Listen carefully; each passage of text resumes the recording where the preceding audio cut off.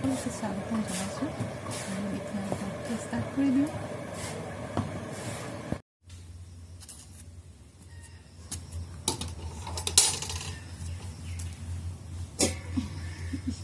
চিৰিয়া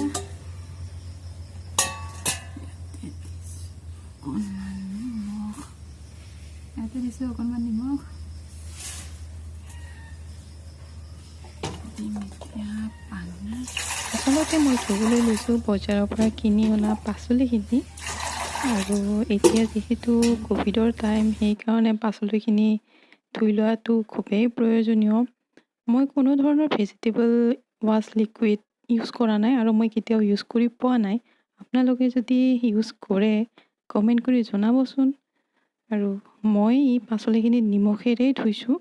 এইখিনি ধুই মেলি মই অকণমান ৰ'দত মেলি দিম। আহক তেন্তে ধুই লওঁ।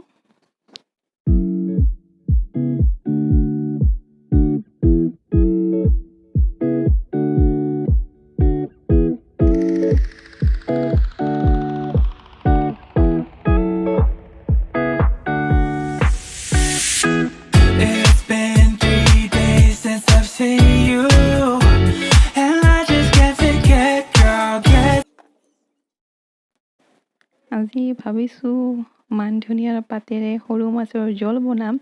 সেইকাৰণে গৈ আছোঁ মান ধনিয়া ছিঙিবলৈ বাৰীৰ পাছফালে।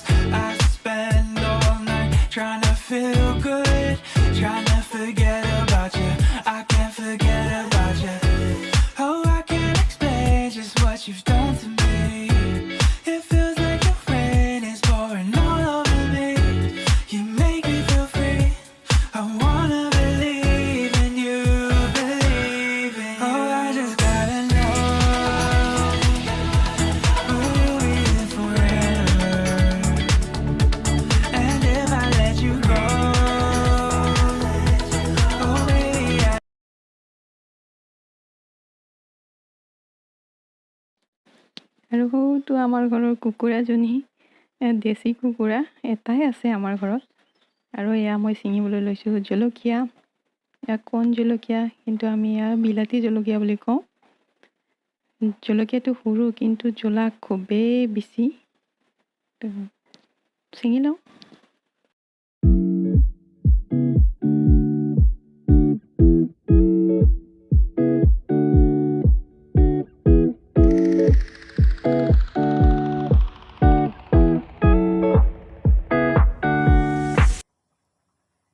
আৰু এয়া মাছৰ জোল বনোৱাৰ কাৰণে প্ৰয়োজনীয় ইনগ্ৰেডিয়েণ্টখিনি: বিলাহী, জলকীয়া, কাটি লোৱা পিঁয়াজ, আদা, নহৰু, পুদিনাৰ পাত, নৰসিংহৰ পাত, আৰু এয়া মান ধনিয়া।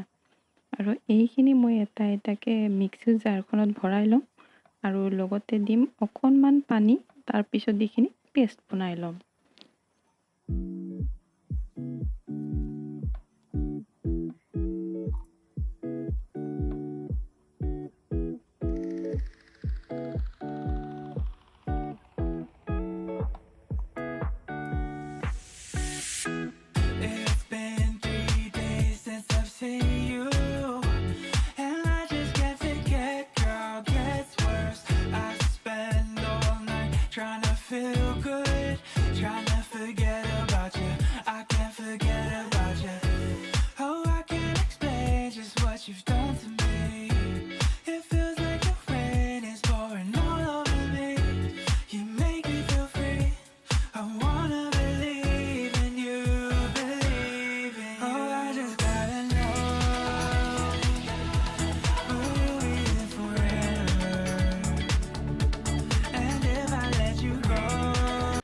কেৰাহী এখনত সৰিয়হ তেল দি তাতে পিঁয়াজখিনি দি দিছোঁ, লগত দিছোঁ হালধি, আৰু এইখিনিহে অকণমান সময় ভাজি ল'ম।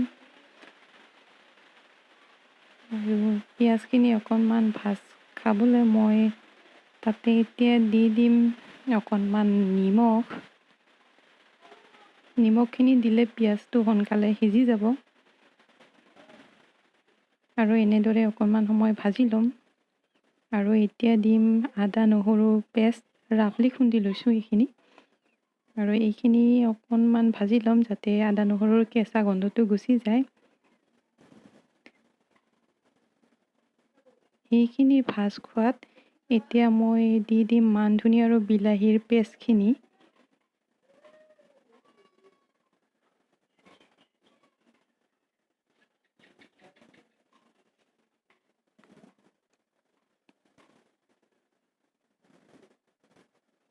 এইখিনি দি অকণমান সময় ভাজি থাকিম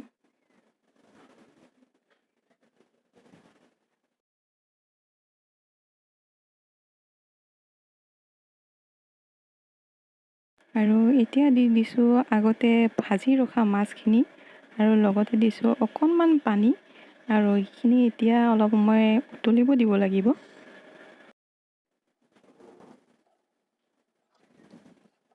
এয়া ধুনীয়াকৈ উতলি আহিছে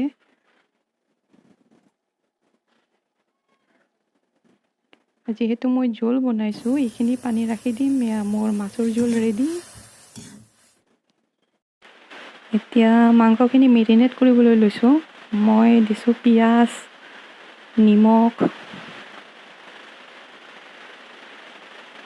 হালধি আৰু লগতে অকণমান সৰিয়হ তেল এইখিনি দিয়াৰ পিছত মাংসখিনিৰ লগত ভালদৰে মিহলাই দিম আৰু অকণমান সময় থাকিবলৈ দিম মাংসখিনি এনেদৰে পিঁয়াজ তেল নিমখ হালধি এনেকৈ মিহলাই থৈ দিলে খাবলৈ টেষ্টি হয়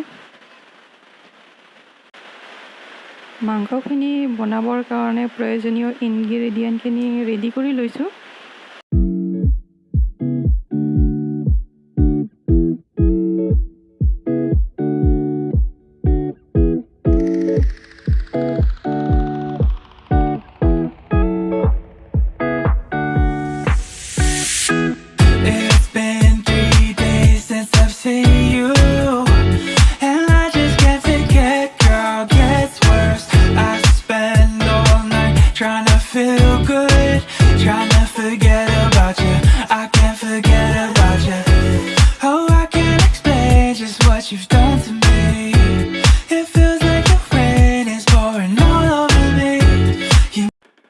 কেৰাহী এখনত দি দিছোঁ সৰিয়হ তেল মই বেছিকৈ দিয়া নাই কাৰণ মাংসখিনিত অলৰেডি তেল দিছোঁ এখিলা তেজপাত আৰু পিঁয়াজখিনি এইখিনি অলপ সময় ভাজি ল'ম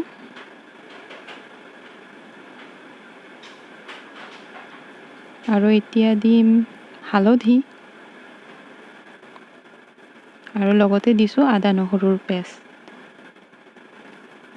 এইখিনি অলপ সময় ভাজি ল'ম কাৰণ আদা নহৰুৰ কেঁচা গন্ধটো যাব লাগিব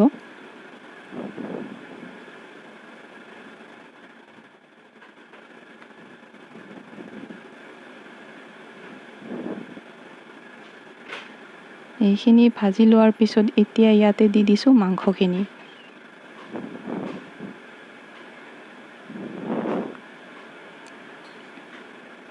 আৰু এতিয়া মাংসখিনি হেতা এখনেৰে এনেদৰে লুটিয়াই ভাজি থাকিব লাগিব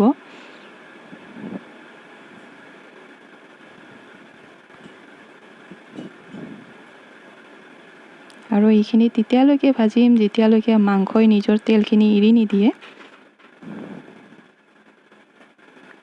গেছৰ ফ্লেম মই মিডিয়ামত ৰাখিছোঁ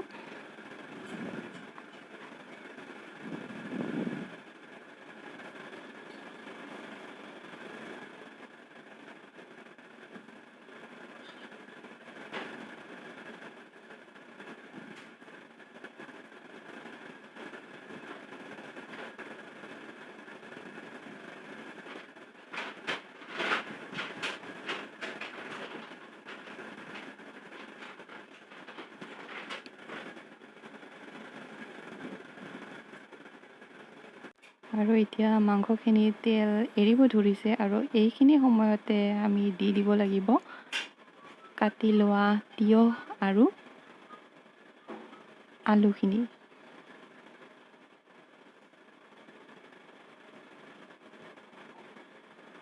এয়া মই দি দিছোঁ তিয়ঁহ আৰু আলুখিনি। মাংসৰ জোখাৰে কেৰাহীটো সৰু হোৱাত মই মাংসখিনি বেলেগ এখন কেৰাহীত দি দিলোঁ আৰু এনেদৰে অকণমান সময় ভাজি ল'ম।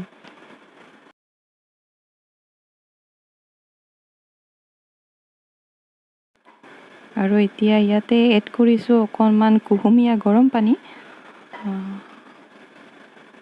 আচলতে মাংস বনালে ঠাণ্ডা পানী কেতিয়াও দিব নালাগে। গৰম পানী দিলে মাংসখিনি খাবলৈ খুবেই টেষ্টি হয়। আৰু এইখিনি এতিয়া উতলিবলৈ দিম। আৰু এনেদৰে মই মাংসখিনি 15 মিনিটৰ কাৰণে উতলাই ল'লোঁ আৰু লগতে দি দিলোঁ জিৰা, ধনিয়া আৰু গৰম মছলা আৰু কেইটামান কেঁচা জলকীয়া আৰু লগতে দিছিলোঁ পিহি লোৱা নৰসিংহৰ পাত। এয়া সৰু মাছৰ জোল মান ধনিয়াৰ লগত। আৰু এয়া তিয়ঁহৰ লগত বনোৱা কুকুৰাৰ মাংস। তো মোৰ আজিৰ থালিখন ৰেডি। তেনেহ'লে খাই লওঁ। তোমাৰ নামটো কৈ দিয়া।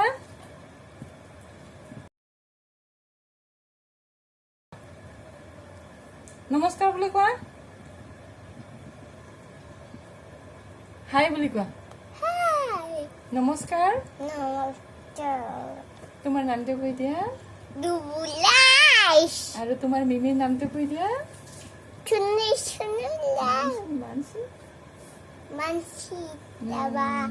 মাৰ নামটো কৈ দিয়া।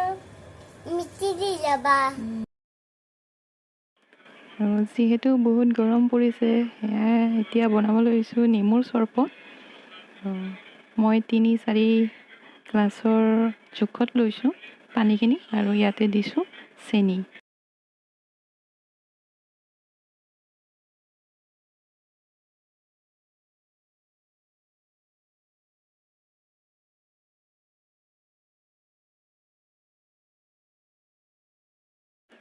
এতিয়া নেমু এটা 4 ফাল কৰি ৰসখিনি দি দিম। আপোনালোকে ইচ্ছা কৰিলে ইয়াতে নিমখ দিব পাৰে, কিন্তু মই আজি নিমখ দিয়া নাই। আৰু এইখিনি ৰেডি হোৱাৰ পিছত অকণমান সময় ফ্ৰিজত ৰাখি দিম।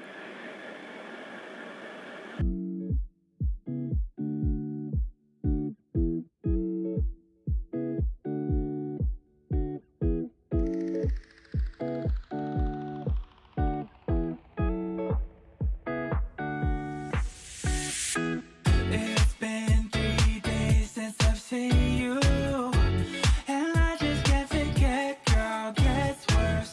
I spend all night trying to feel good, trying to forget about you.